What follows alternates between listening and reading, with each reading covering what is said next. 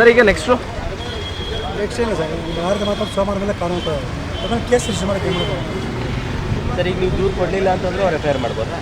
ಹಾಂ, ನಾನು ಇಲ್ಲೇ ಇರಬೇಕು Court order copy ಕೊಡಿ. ಅಂದರೆ ನೀವು ಕೋರ್ಟ್ಗೆ ಏನು ಕೊಟ್ಟಿದ್ರೆ ಅದನ್ನೇ ದೂರ ಅಂತ ಕನ್ಸಿಡರ್ ಮಾಡ್ತಾರೆ. ಹೇಳಿ ಈ ಲೋಕಲ್ ಕೇಸ್ ಬೇಕು ಆಫೀಸಿಗೆ. ಹಾಂ ಕೋಟೆ ಈಗ ಬನ್ನಿ ಬನ್ನಿ ಬನ್ನಿ.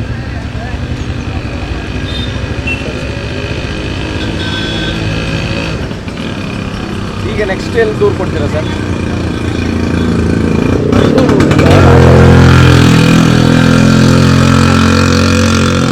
ADGP ಲೋಕಾಯುಕ್ತ ಕೊಡ್ತೀನಿ ಮೇಲೆ ದುರಾಡಳಿತ ಮಾಡ್ತಾರೆ ಪ್ರಮಾಣಕಾರಿ ಅಧಿಕಾರಿ ಮತ್ತು ನ್ಯಾಯಾಲಯಕ್ಕೆ ಖಾಸಗಿ ನ್ಯಾಯಾಂಗದಿಂದ ಪ್ರಮಾಣಕಾರಿ ಮಾಡೋಕ್ಕೆ ನ್ಯಾಯಾಲಯ ಕಳಿಸ್ತಾರೆ.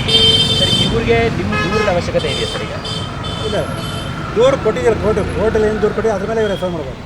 ಕೋರ್ಟಿಗೆ ಕೊಟ್ಟಿರೋ ದೂರನ್ನೇ ಇಲ್ಲಿಗೆ ನಿಮ್ಮ ದೂರ ಅಂತ ಕನ್ಸಿಡರ್ ಮಾಡ್ಬೋದು. ನಿಮ್ಮದು ಅಂತಲೇ ಇದಾಗುತ್ತದೆ. ಏನು Orders ಆಗಿದೆ ಕೊಟ್ಟಿದ್ದೀವಿ ಸಾಕು. ಅರ್ಜಿ ಅದೇ ದೂರ ಅರ್ಜಿ ಮೇಲೆ FIR ಮಾಡ್ಬೋದು. ಹಾಗಾಗಿ ನೀವು ಇನ್ ಅಡಿಷನ್ ಆಗಿ ಹೊಸದಾಗಿ ಫ್ರೆಶ್ ಕಂಪ್ಲೇಂಟ್ ಕೊಡಬೇಕು ಅಂತ ಏನಿಲ್ಲ.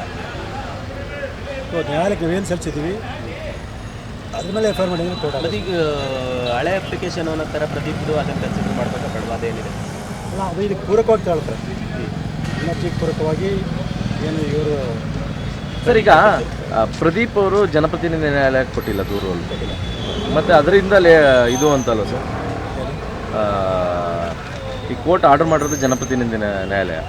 ಅದೇ ಅದ್ರ ಮೇಲೆ ನನ್ನ ಅರ್ಜಿ ಇಟ್ಕೊಂಡು FIR ದಾಖಲೆ ಮಾಡ್ತಾರೆ. ಹಾಂ, ಅವರಿಬ್ಬರನ್ನ ಸಾಕ್ಷಿಯಾದರೆ ಪರಿಗಣಿಸಿ ಅವ್ರ ದಾಖಲೆಗಳನ್ನ ಸಾಕ್ಷಿ ಹೈಕೋರ್ಟ್ ಅದು ಆದೇಶ ಮಾಡಿದೆ. ಸರ್ ಈ CRPC BNS ಸರ್ ವ್ಯಾಪಾರ